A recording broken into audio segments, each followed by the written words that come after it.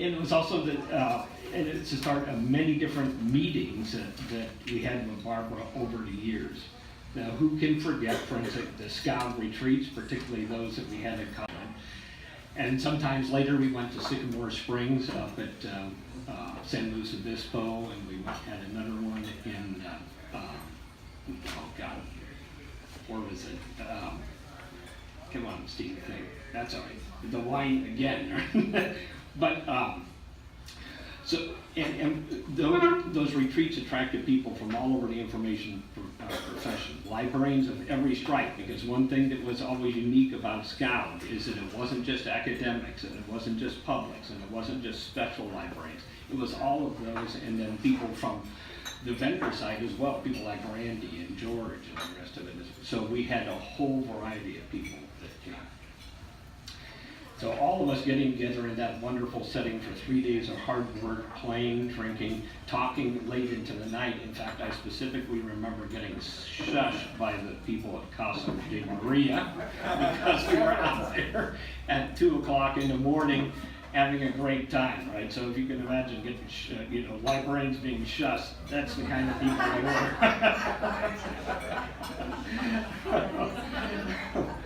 were. Each of those retreats focused around some kind of special theme, right? So there was one that had to do with the time we bought Google. Remember, I wish to God we had, we wouldn't be worried about how we're going to retire.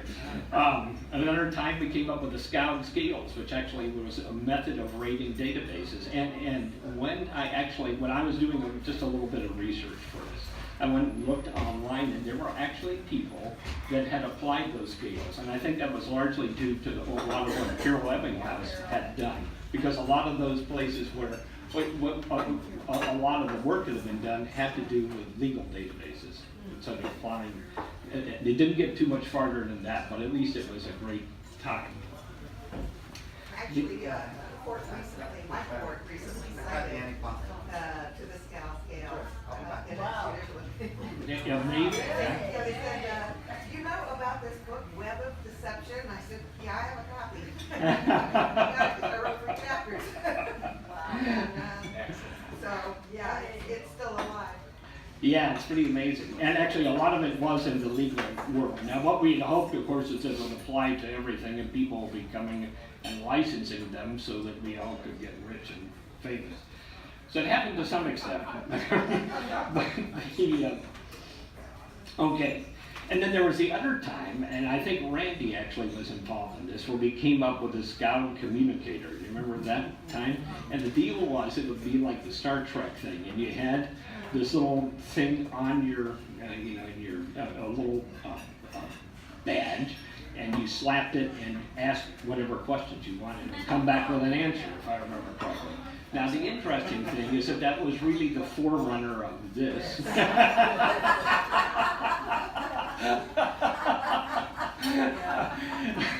Another thing we could have licensed.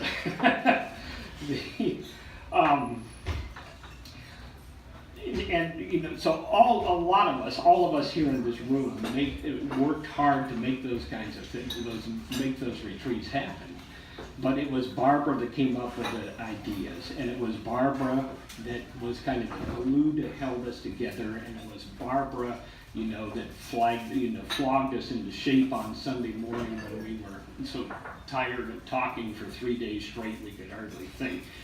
So Barbara was the key to all of that, and without that, they wouldn't have happened. But that wasn't it. That wasn't the only thing. So we had all of those spring workshops held in big hotels all over LA, and my favorite one in particular was, I think it was the Hilton up at the top of I think it was actually an old trash dump in the City of Industry, right? But had a great view, okay, and a beautiful ballroom and the rest of it. And there we would put on these workshops, which would attract 500 and 600 people, and big name speakers who would generally pay to come to those things out of there. We wouldn't have to pay them. It's not like Scout got a ton of money. They just wanted to be with us because they knew we were where it was at. And there was all different kinds of topics, right? The future of reference, outsourcing. That's actually how I got my second job, because I started with LA County. Then I brought Gordon Conable, who had been with LS&S, and just helped them take over the Riverside County contract. It was in that, I brought him to speak at that particular conference, and it was as a result of the two of us getting to know each other, that I ended up at LS&S, where I still am. So those meetings, for many of us, not just me, but it had a lot of, it was an opportunity to work with one another and to make connections that we wouldn't be able to. And here again, connections across all of the information world, all the different pieces of the information world.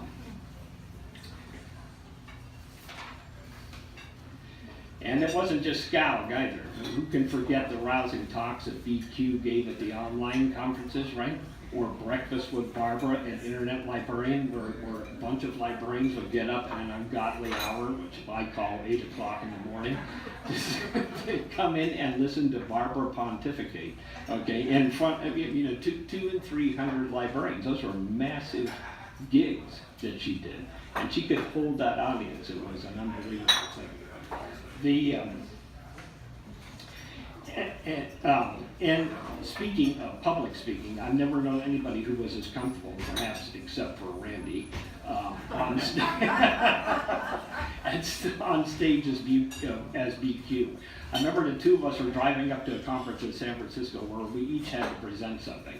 I've been agonizing for weeks over mine, just typing everything out, rearranging the slides, and just generally trying to, tying myself in knots about the entire thing. Barbara hadn't done shit. She said,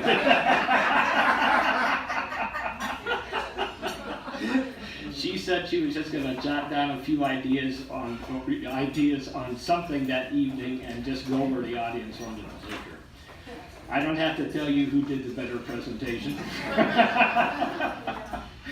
And interestingly, Barbara told me that it hadn't always been that easy for her. And she said in the early days, and this is, I think, when she was in school, she was just as tied up and terrified as I was, and most of us are, right, when we have to speak. But one day she was called up to talk in front of the class, and was sweating bullets just like everybody else. And something strange happened then. It was like an image of herself rose up out of her body, and this is, so I can't quote it verbatim, but believe me, I'm not taking any liberties here. It's what she told me exactly. Like an image of herself rose up out of her body, took place on stage, and gave this rousing talk while terrified Barbara was still sitting back in the audience. So the interesting thing, now I'm still waiting for that to happen to me, okay? But the interesting thing is that somehow or another, I mean, basically she knew what all the rest of us knew, but somehow or another she was able to figure out a way to overcome that. And that did her wonders throughout her, because she was a marvelous speaker, as all of us have heard her know.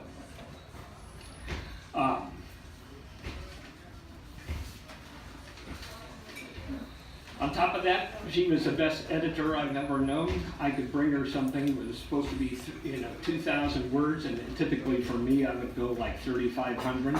She could get that piece, cut it down to 2,000, and you wouldn't even know where the hell she made the cuts. And the piece was so much better.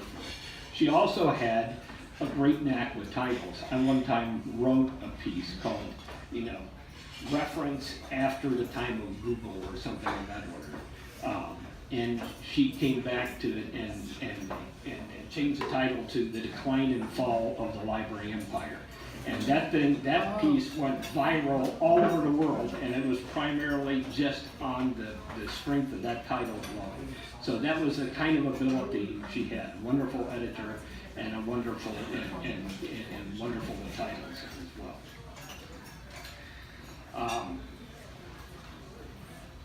And if we had all the time in the world, there are thousands of other anecdotes I could tell you about B2 that have accumulated over 35 years. And when you sit back and take a look, it never seems that long. And then you say, my God, this is like since 1985. And then that time begins to add up, and you begin to realize just how old you really are.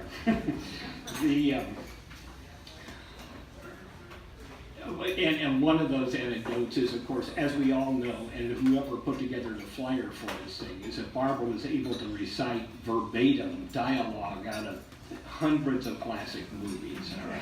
And she was just fantastic. With the same situation with Doris.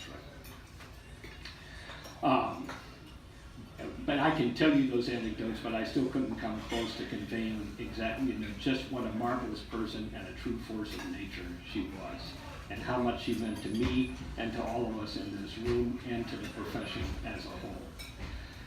The one thing I think that Barbara stood for more than anything else is the value of librarians and the information world. And when I say librarians, by the way, I'm using that term broadly. Those of us who research and who are experienced and educated in it, right? Smart, fiercely independent searchers. Searchers, there's a title for you. Incorruptible by love nor money, plunging into the sea of data out there and coming back with the facts. Just the right facts. Of all the librarians I know, she comes closest to the ideal, whom I think is Bunny Watson, or Katharine Hepburn's role in Death Set. Okay. Except that BQ would have embraced a computer. And I'm sure she'd be highly amused being compared to Katharine Hepburn.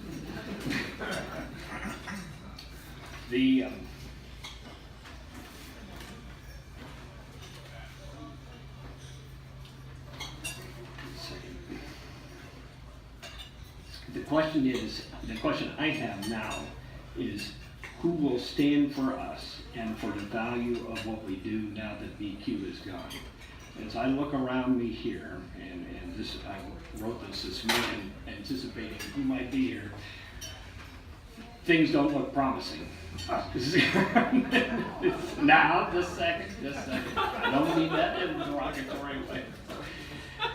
Scout is a single web page on a C-Wire community directory site when most of the links are broken. And it doesn't look like that directory site has been touched in a long time. Those Scout spring workshops are long gone, and we haven't had a retreat in years. Meanwhile, our professional literature is full of blather about maker spaces, community engagement, and the like, and very little about the value of the professional research and reference that really sets us apart from the rest. It's like the profession has largely given up on reference and research function ever since the whole world got a Scout communicator and could do it for themselves. The problem is, of course, it's not a Scout communicator, it's a Google communicator, or a Facebook communicator, or an Apple communicator, and the courageous independent librarian that BQ and Bunny Watson represented is nowhere in the vicinity. So what I like to think here is that there's a need for, but I like to think that there's still a need for us and what we do, and that even in the age where everybody is online 24 hours a day and blithely keying in their own searches without having to worry about Boolean logic, what commands to use, or where to put the parentheses, there's still a need for what we do. It's bad enough to lose BQ, but I would hate to see that what she stood for died with her. So I propose we do another Scout retreat, and we do it in the honor of BQ and the other members of the Scout steering committee we've lost over the past few years, people like Lynn Eklund and Sandra Tung. And I hope I'm not forgetting anybody. Myra, right, exactly, okay. We could hold it at Casa de Maria, if they'll still have us. And, and we can invite the best thinkers from inside and outside the profession. We can spend Friday night watching Death Set and staying up until the wee hours drinking wine on the patio, very quietly, of course, because we are older now. And then Saturday we can get to work trying to figure out what the continuing role of the librarian is in the reference and research process, and how to ensure we still have one. We're unlikely to come up with any definitive answers, of course, but the point is to try and revive the process of looking for them and to attract younger folks who can take up those cudgels and carry on BQ's legacy and continue to make the profession proud even as each of us wink out. I'm available to help with this. I can't do it alone. So if that sounds like an interesting idea to you, and I think it would be a great way to remember Barbara too. All you need to do is just get me your email address somehow or another. And what if we really do want to do something like this, let's think about maybe this coming summer, which will give us plenty of time to be able to pull it off. And we would do it very much in the same way we had before. The only thing that would be a little different is my sense is we bring in some people to talk with us just for a while, because it's also important we talk among ourselves, because God knows there's a huge amount of experience represented in this room. And I think Barbara would be tickled to death if we could pull off something like it. So that's what I leave you with. We've lost a great person. What I hope is we don't lose what she stood for. Thank you. The whole sheet of paper to myself. Question 1. When and where did you first meet or encounter Barbara Quint, and what was most memorable about her?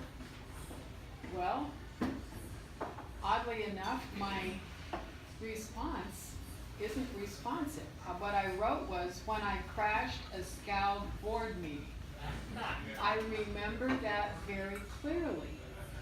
And I remember a librarian from Caltech who was there. I was young, I was trying to find a way to break in, but it was mostly that Barbara was at the head of the table and she was obviously directing things. It was a little later when I got recruited to join the SCALD board that I realized that she really was directing things. Question 2. What are your favorite memories or stories of Barbara? The way everyone flocked around her. Wherever she went, everyone else wanted to be there too. And that's why it's not just why we're all here, but people across the country, as Steve was telling us about. And also, untied saints.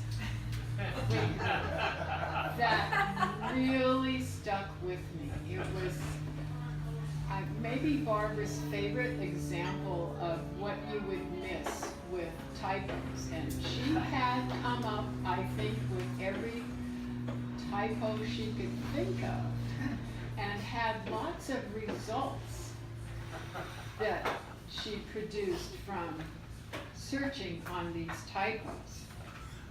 And because of that, I still overcompensate. And I guess the main place I do that now is on eBay. And when eBay did away with truncation, I mean, that was just really one of my worst things for saved searches. But the compensation, you have to do it, and then you have to deal with all the false drops you get because of it. Okay, and question 3 is, if she were here with us today, what would you want BQ to know, or you would want to share with her? Well, that's it, pretty much, I think. And also, that's largely how she influenced my career, but also by making great friends and having wonderful experiences. Again, the people who were here, I mean, some people I barely see in person, but am connected with via one of those social media things some of us know about.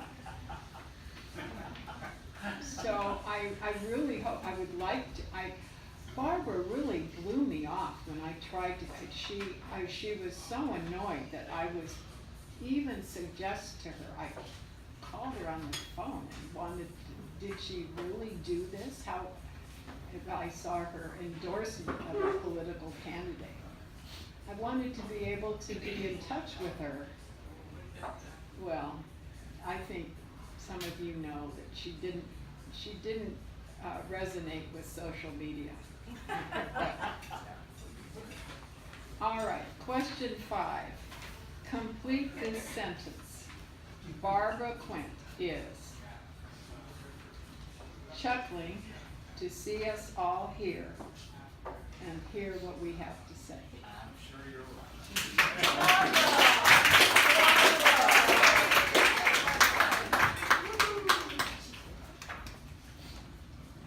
As I look at her beautiful pictures, I have to tell you I was her caregiver. I provided care for Barbara since 2010. She became a part of me and my family. She was just one of the most, she was a brilliant person. And she loved me as her own child.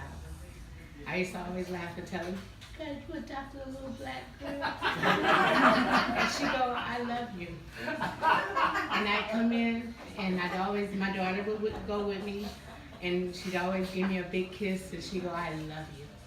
And I really embraced that because I lost my mom when I was about 19, 20 years old. So she really loved me as a child and not as her caregiver. She was a beautiful woman. She was a brilliant person. And she talked about Rand, her days at Rand. I've heard the best stories. And I'm pretty sure I heard some stories about you guys. But she was just a fantastic woman. I met her in 2010. She was, I met her through a agency, and when she found out how much they paid me an hour, no, I can't let you work for that. I'm gonna hire you myself, and she did. And she was just a beautiful woman. So it says my most favorite memories it was her stories of her travels, her speaking. She would tell me about her, she lost her luggage, or just anything. And she said, I slide in and I go, yes, I'm here. And I would love to hear all the brilliant things that she would tell me. So movies, actors, books, those things were just my every week. I would love to go and hear the new things that I would hear. And if I didn't know, I would just say, hey, who is that? And she'd explain it, and she'd tell me, that's the director, he knew this and he knew that. And I'd go all background, so I would go home with all kinds of stories to tell my family and my daughters. And so she was just a part of me for the past 7 years. And so it also says, how did Barbara influence my career? When I first came home in 2010, I was a caregiver.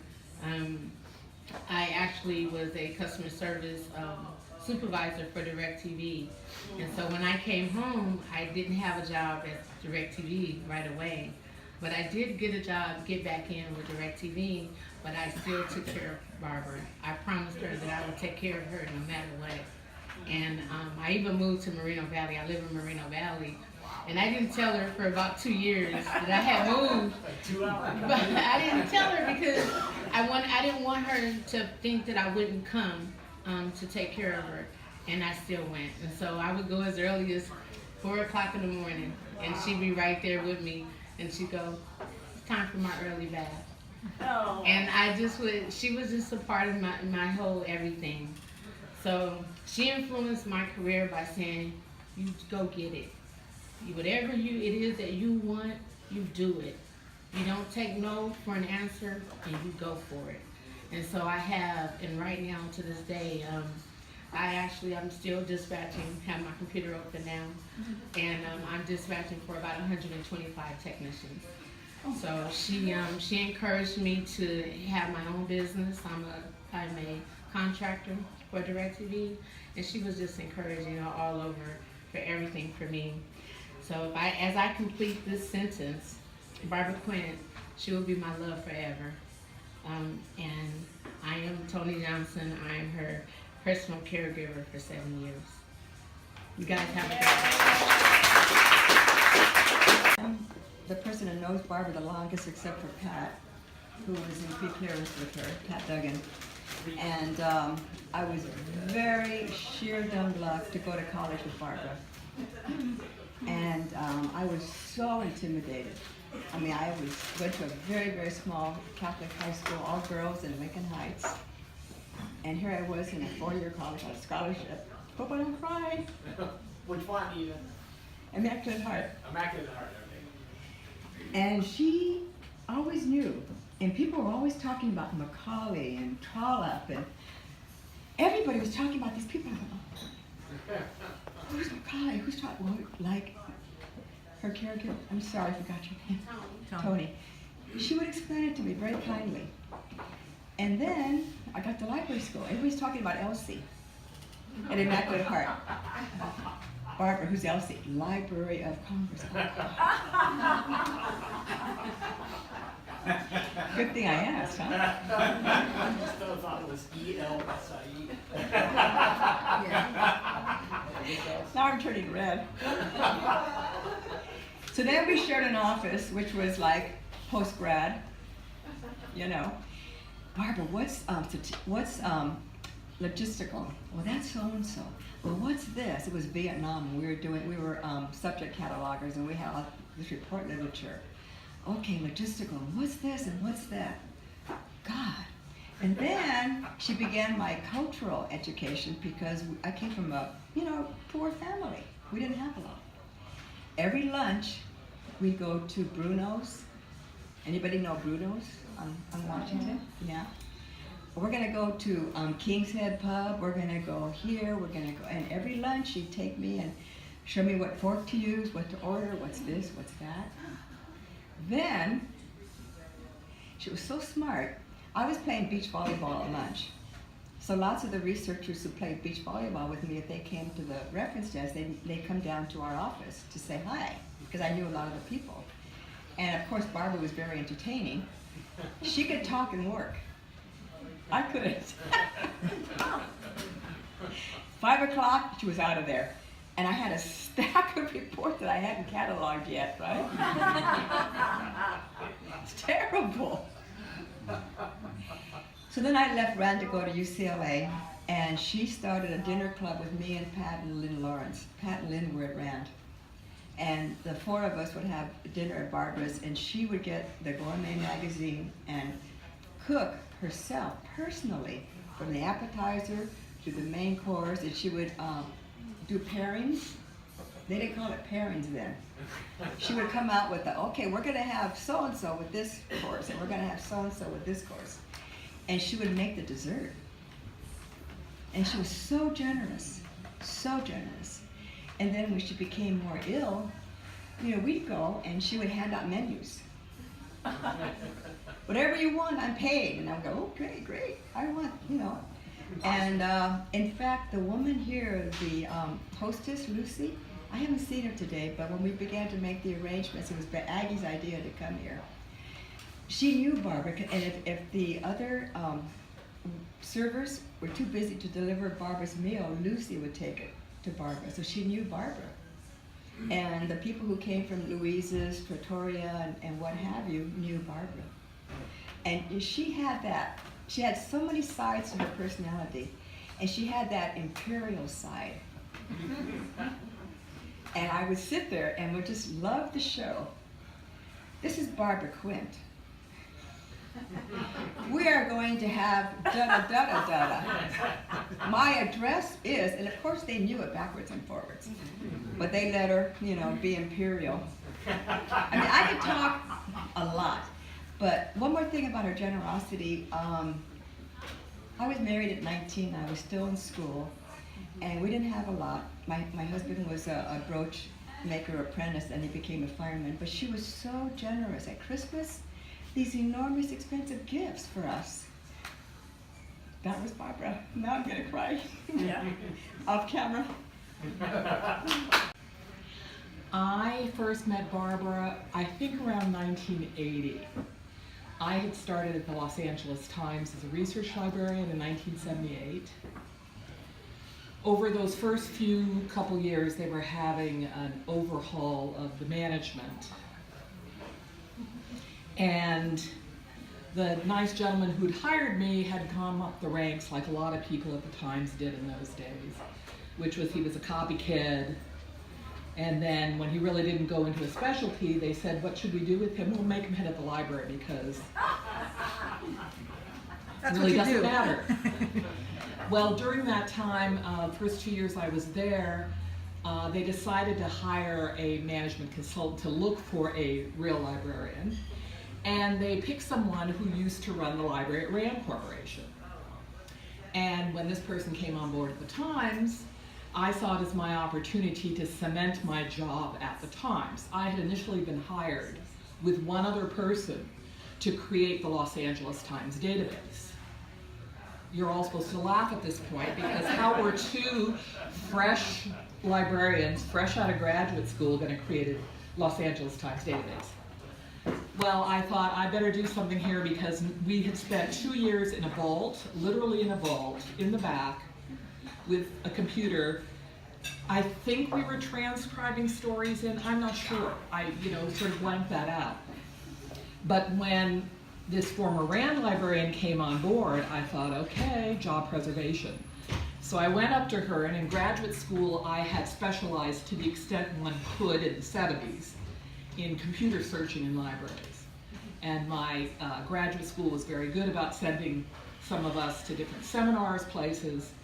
So I approached this new library and I said, here's what we need to do. We need to set up an online services department in the library. We had no such thing. And I'd like to do X, Y, and Z. So I ended up staying at the Times for 10 years, so that kind of worked out well. But what she did one day was she said to me, you need to meet someone. And that person, of course, was Barbara Quint. And she put me in touch with her, and this was right around the SCAD. It might have been the inception of SCAD, but it was 1980, and so I remember going over to the Rand Corporation. A number of people here were there, and in came Barbara, So she, at that point in my life, was really kind of a mentor. She knew more than anybody I knew about online services, et cetera, et cetera. What happened was I was at the Times for 10 years. We stayed in touch, but over that time it developed into a friendship where we started doing things outside of the office. One thing Barbara loved was movies, but she eschewed traditional theaters because of the seats. So she said, we need to go to a drive-in. Well, my history of drive-ins was one thing only. And I said, I don't know. And she said, oh, come on, I want to see some of these movies. I really do. This woman found every viable drive-in theater in Southern California, and by that time a lot of them have just faded into obscurity. And we would drive in her car, which was a boat of some sort, and we would go out and watch a drive-in movie. And I learned, what drive-in movies really were for, and they were to enjoy a film with great sound, dark outside, particularly good if you're seeing a scary film, and we spent our time doing that. Well, sort of went into the second phase of my relationship with Barbara. I left the library profession to go into the legal profession. And she was chagrined, as she was when people fell off the library boat. But I went and I started working as a trial attorney, and a new part of our relationship started, which was every day that Law and Order was on, and I think in those days it was just once a week as opposed to once an hour, she would call me during the commercial break to go over the last 15 minutes of the show. And at first I was sort of intrigued because I thought, well, geez, this almost sounds as though she thinks there's something that I know that she doesn't know. And having been my mentor, and I mean that with all love and respect, it was kind of a nice feeling. And she would say, could they really do this? Can they really do this? Can they?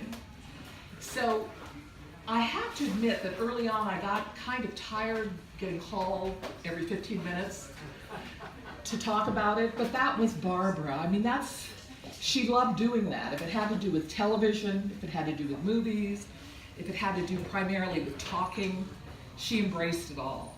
Absolutely embraced life. I think of that quote, she was so good at giving quotes. Life is a banquet, and most poor suckers are starving. This was her. I mean, this is how she lived her life. And I have to say, probably the third part of our relationship was the last 5 years of her life, the last 7 years of her life. Carol, I don't know when it really happened, but at one point, I think it was 2007, Barbara decided it would be really nice to have Aggie, Carol, and I over every month for a dinner at her place.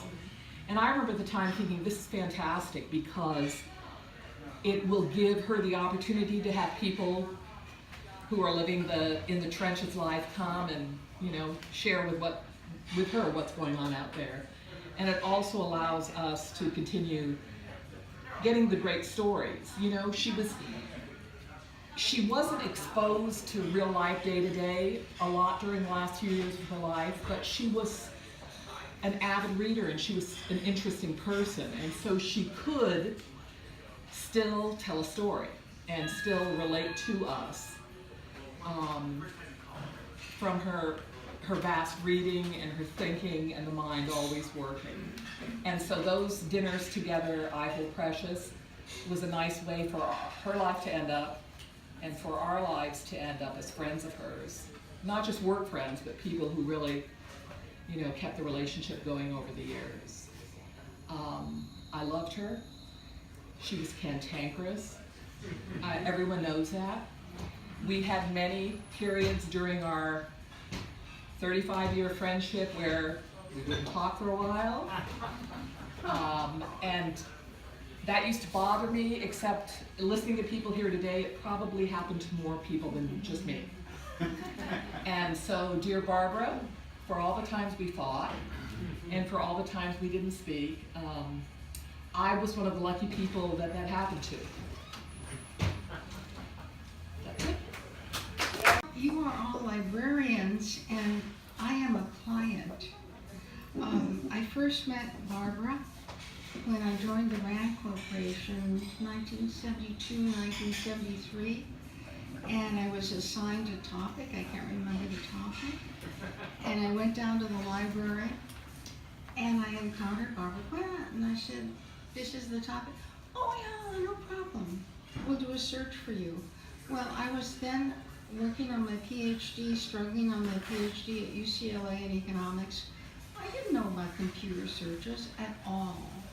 I knew about the card catalog at UCLA, and that was about my experience. So from Barbara, I learned about this new world that you guys are specialists in. And over the years, Barbara would do computer searches for me. I'm gonna go fast forward. No, I'm not. So another thing we should remember is that at RAND in the 70s, Charlie Wolf made the mistake of saying, "Oh yes, we hire women, they're cheaper." Remember that? And so Barbara created this, insurgency. The women's lobby. And because of Barbara, a very famous and astute career coach was brought to RAND, Adele Shealy. Remember Adele? And I took that course. It was a weekly course, and Adele would talk to us about our aspirations, and she would give us assignments, and it was very interesting because some gals who were attending, it was women only, who were attending, they were frozen, and they just couldn't do anything. But somehow it took with me. And I wasn't the best RAND researcher. I'm more into I'm not that much into regression. Rand is all regression, okay? But Adele saw something in me, and she kind of put things together about my possibilities, and I started dabbling in Hispanic politics, and because of Adele, I wound up as the first Latino researcher in the White House for President Reagan. And that was, Barbara, by bringing Adele, she changed my life. She really, really did. And Shirley came and visited. We had a lot of fun. I showed them the Oval Office and stuff like that. We went out to dinner at Sans Souci across the way, Art Buchwald's favorite place. And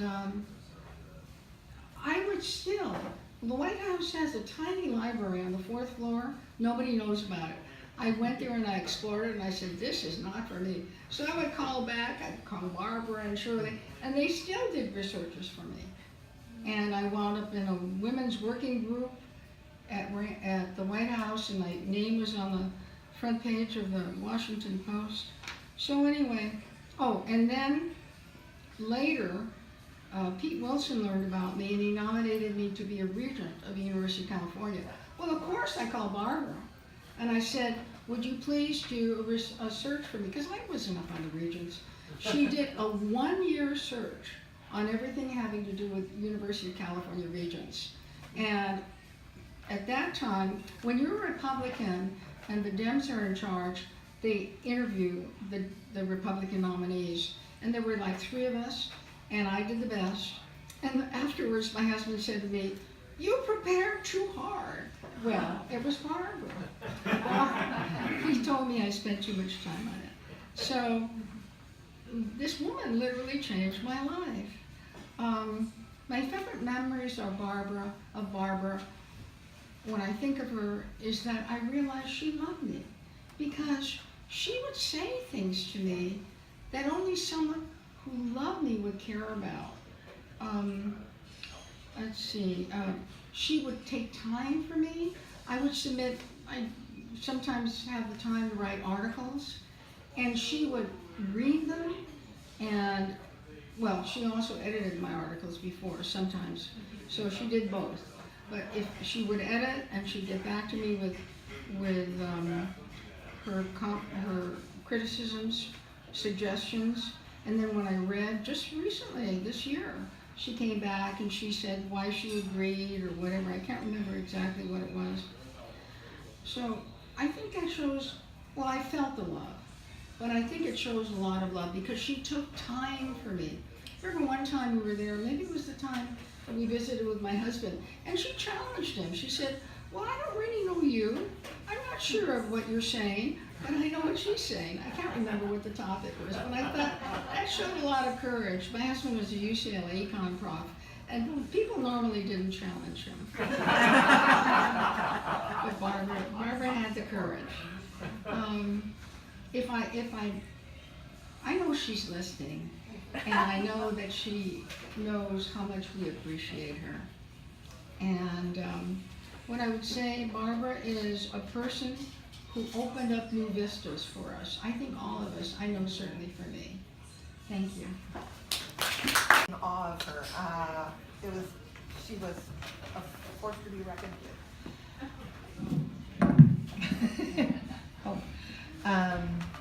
But I think when I came back to California and got a job in academia again, she was like,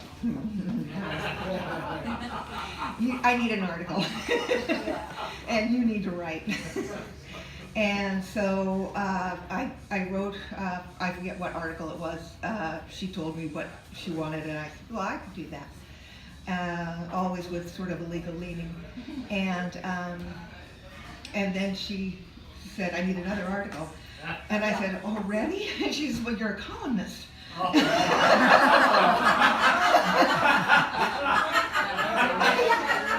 she did that to you too, huh? Oh, okay. And so when Scout retreats came, I would beg, borrow, or steal a little laptop, something or other. I started out with a Trash 80. Just had 2 lines of text in there and these little blinky dotty things that you couldn't read. You know, it was just sort of like an act of faith that I was going to get something out of what I was keying in. But I said, well, that's this one article that I don't have to write from scratch. I can just pull together from the retreats. You know, and at that, later I would come to Barbara with an article idea, and she would go, yeah, you can write on that too, but first, so yeah, she got a lot of columnists, probably the same way, mild, meek academics.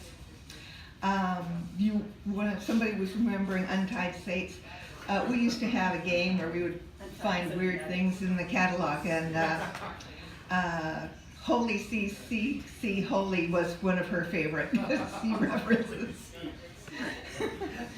And I forget some of theirs, but she could rattle off bad, not only weird subject headings from Library of Congress, but the misspellings you have to do to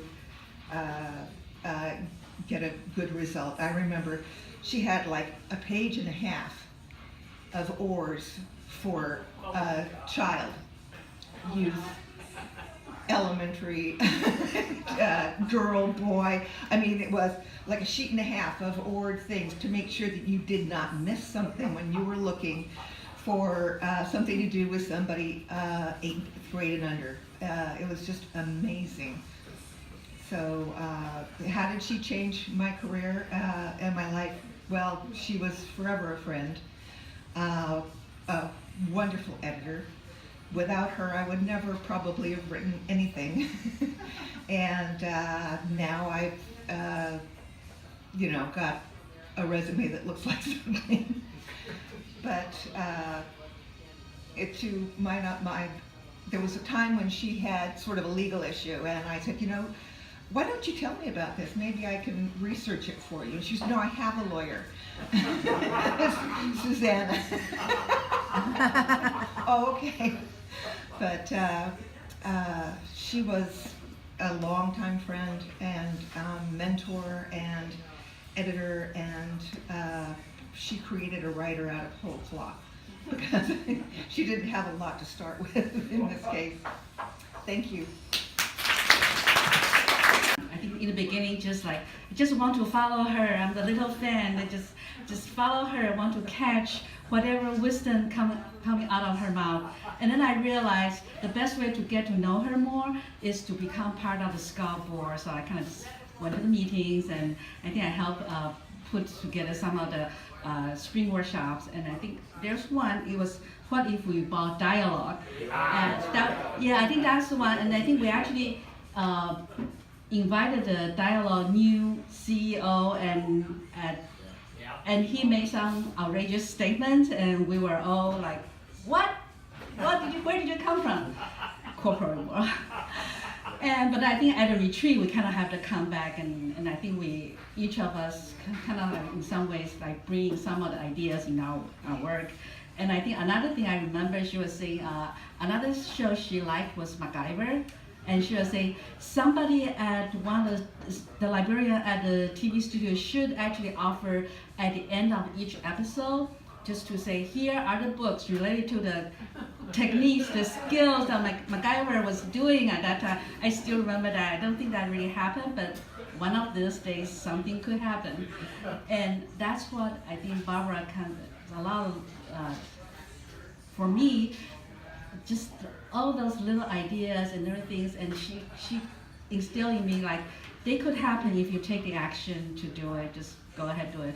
I also want to share another thing that she probably didn't know in that effect, but I started my family late, and for a while, and I didn't really ask her, but I think at one of the conversation, she mentioned that she was adopted, and she said, well, but she's very proud about that, and she said, because my parents picked me.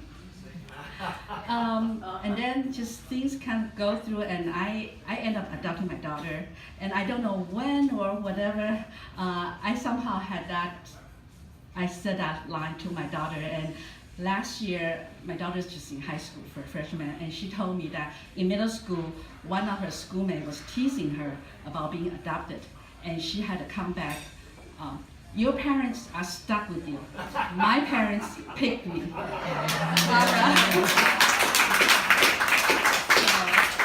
I think this is something she would never have, and so she's affecting us both in career and in personal life. So here's to you, and Barbara, I hope I can channel some of your energy, your spirit to younger generation, women, and librarians, information professionals. I'm gonna cry. And we become friends. So when Barbara passed away, she said, she's explaining the internet to God. And I said, yeah, she's scolding him for the political situation. Yeah. Aggie got sick of writing her column 20 years ago, and I was over at USC, and we're supposed to be publishing for $28,000 a year because we're faculty. So I'm ambitious. Go, okay. Little did I know that month after month after month, year after year after year, I'd be producing these columns with Barbara. And we were like, total partners. She's like, do this. I'm going, yeah, let's do this. And this went on and on and on. And finally I became city librarian in San Marino. And it got kind of hard to be cranking out these columns. And I've passed them on to a colleague of mine who will still continue to write. But I'm so grateful to Barbara for believing in me and asking me to join her in these columns. I got a book published and went to the Library of Congress in 2003 and spoke to them, right? Because they needed, Al Gore said, you gotta be the internet answering service. And they're like, but I'm a specialist in American history from 1783 to 1794. I was like, and I went there to tell them it's okay. But the reason I was able to do that was because of Barbara Quint and the opportunity she gave me. So here's to Barbara.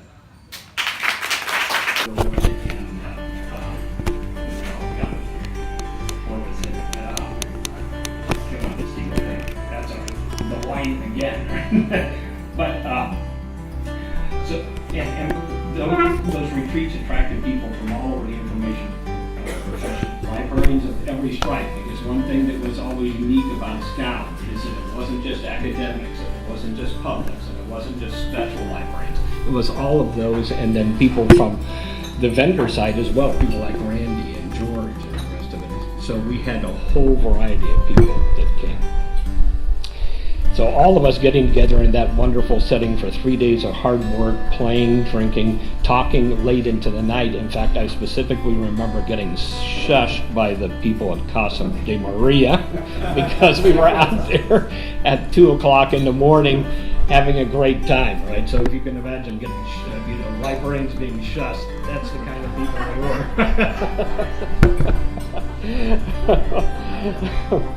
they were. Each of those retreats focused around some kind of special theme, right? So there was one that had to do with the time we bought Google. Remember? I wish to God we had, we wouldn't be having to worry about how we're going to retire. Another time we came up with the Scout scales, which actually was a method of rating databases. And when I was doing just a little bit of research for this, I went and looked online, and there were actually people that had applied those scales. And I think that was largely due to a lot of what Carol Ebbinghaus had done, because a lot of those places where a lot of the work that had been done had to do with legal databases. So applying, it didn't get too much farther than that, but at least it was a great time.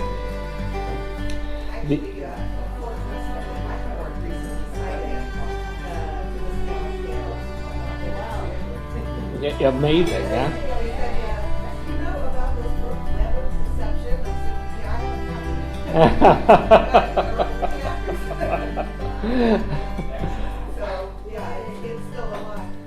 Yeah, it's pretty amazing. And actually, a lot of it was in the legal world. Now, what we had hoped, of course, is it would apply to everything and people will be coming and licensing them so that we all could get rich and famous.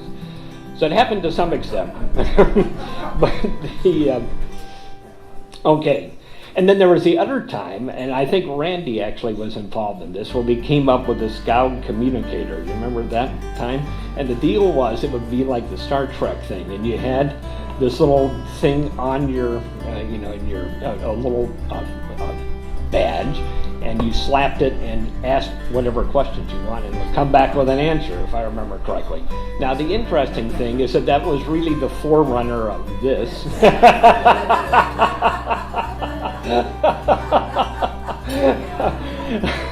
Another thing we could have licensed.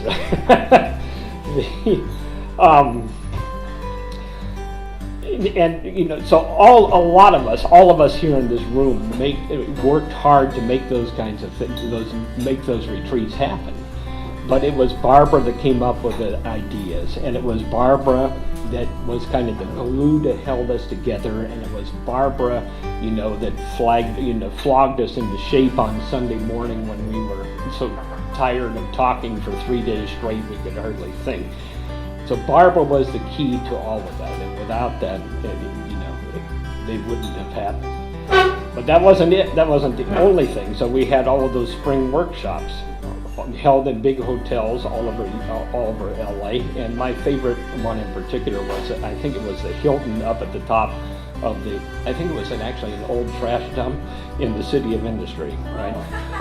But had a great view, okay, and a beautiful ballroom and the rest of it. And there we would put on these workshops which would attract 500 and 600 people, and big name speakers who would generally pay to come to those things out of their. We wouldn't have to pay them. It's not like Scout had a ton of money.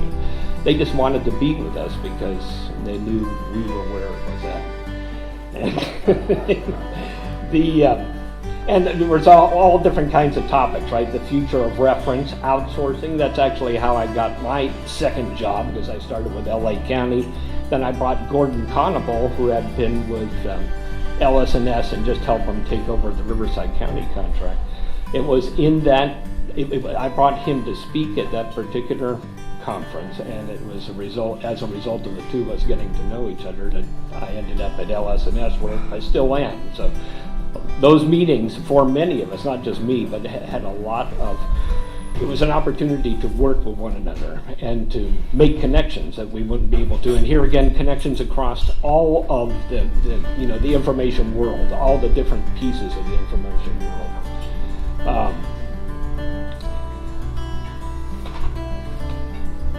And it wasn't just SCOUG either. Who can forget the rousing talks that BQ gave at the online conferences, right? Or Breakfast with Barbara, an internet librarian, where a bunch of librarians would get up at an ungodly hour, which I call 8 o'clock in the morning, to come in and listen to Barbara pontificate, okay, in front of, 200 and 300 librarians. Those were massive gigs that she did. And she could hold that audience. It was an unbelievable thing. And speaking of public speaking, I've never known anybody who was as comfortable, perhaps except for Randy, on stage as BQ. I remember the two of us were driving up to a conference in San Francisco where we each had to present something. I've been agonizing for weeks over mine, just typing everything out, rearranging the slides, and just generally trying to, tying myself in knots about the entire thing. Barbara hadn't done shit. She said,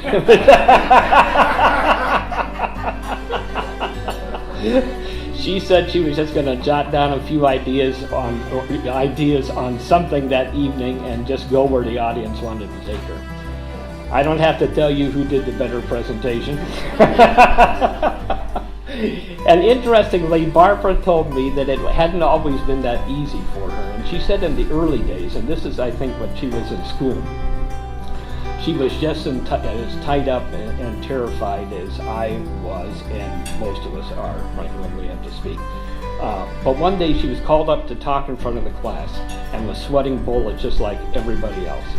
and something strange happened then. It was like an image of herself rose up out of her body, and this is I can't quote it verbatim, but believe me, I'm not taking any liberties here. It's what you told me exactly. Like an image of herself rose up out of her body, took place on stage, and gave this rousing talk while terrified Barbara was still sitting back in the audience. So the interesting thing, now I'm still waiting for that to happen to me, okay? but the interesting thing is that somehow or another, I mean, basically she knew what all the rest of us knew, but somehow or another she was able to figure out a way to overcome that. And that did her wonders throughout her, because she was a marvelous speaker, as all of us have heard her know.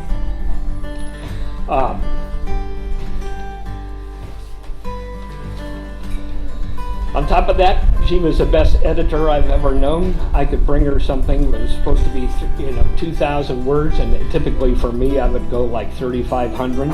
She could get that piece, cut it down to 2,000, and you wouldn't even know where the hell she made the cuts.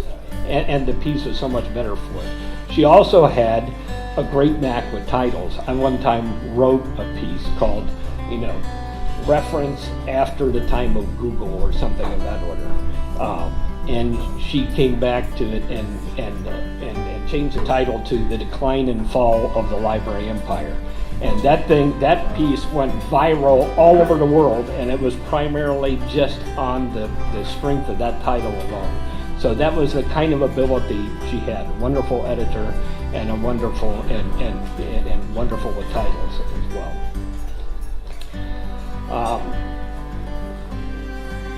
And if we had all the time in the world, there are thousands of other anecdotes I could tell you about BQ that have accumulated over 35 years. And when you sit back and take a look, it never seems that long. And then you say, my God, this is like since 1985.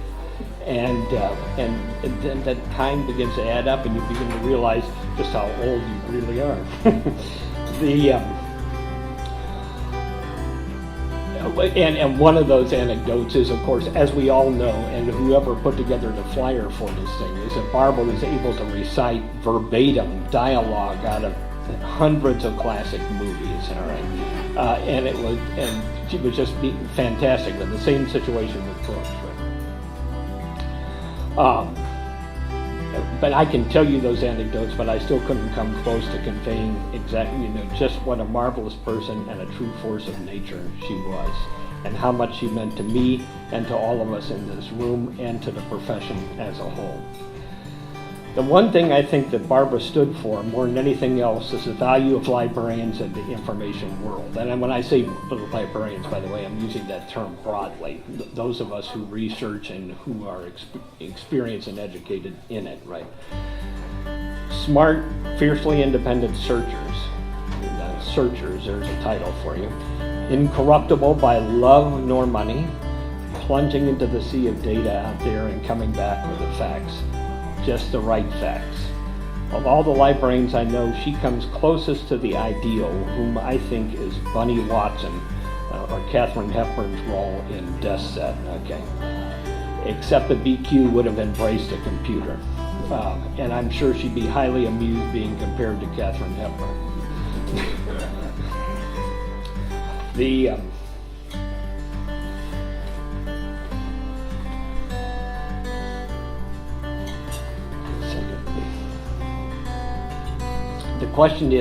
The question I have now is, who will stand for us and for the value of what we do now that BQ is gone? As I look around me here, and I wrote this morning anticipating who might be here, things don't look promising. Now, just a second. I don't mean that in a derogatory way. Scoug is a single web page on a CWire community directory site with most of the links are broken. And it doesn't look like that directory site has been touched in a long time. Those Scoug spring workshops are long gone, and we haven't had a retreat in years. Meanwhile, our professional literature is full of blather about maker spaces, community engagement, and the like, and very little about the value of the professional research and reference that really sets us apart from the rest. It's like the profession has largely given up on reference and research function ever since the whole world got a Scout communicator and could do it for themselves. The problem is, of course, it's not a Scout communicator, it's a Google communicator, or a Facebook communicator, or an Apple communicator, and the courageous independent librarian that BQ and Bunny Watson represented is nowhere in the vicinity. So what I'd like to think here is that there's a need for, but I'd like to think that there's still a need for us and what we do, and that even in the age where everybody is online 24 hours a day and blithely keying in their own searches without having to worry about Boolean logic, what commands to use, or where to put the parentheses, there's still a need for what we do. It's bad enough to lose BQ, but I would hate to see that what she stood for died with her. So I propose we do another Scout retreat, and we do it in the honor of BQ and the other members of the Scout steering committee we've lost over the past few years, people like Lynn Eklund and Sandra Tung. And I hope I'm not forgetting anybody. Myra, right, exactly, okay. We could hold it at Casa de Maria, if they'll still have us. And, and we can invite the best thinkers from inside and outside the profession. We can spend Friday night watching Death Set and staying up until the wee hours drinking wine on the patio, very quietly, of course, because we are older now.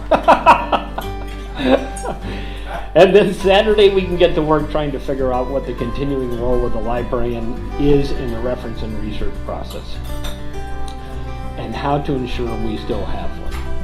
We're unlikely to come up with any definitive answers, of course, but the point is to try and revive the process of looking for them, and to attract younger folks who can take up those cudgels and carry on BQ's legacy, and continue to make the profession proud, even as each of us wink out. I'm available to help with this. I can't do it alone. So if you'd like to, if that sounds like an interesting idea to you, and I think it would be a great way to remember Barbara too. All you need to do is just get me your email address somehow or another. And what I was, if we really do want to do something like this, let's think about maybe this coming summer, which will give us plenty of time to be able to pull it off. And we would do it very much in the same way we had before. The only thing that would be a little different is my sense is we bring in some people to talk with us just for a while, because it's also important we talk among ourselves, because God knows there's a huge amount of experience represented in this room. And I think Barbara would be tickled to death if we could pull off something like it. So that's what I leave you with. We've lost a great person. What I hope is we don't lose what she stood for. Thanks so much.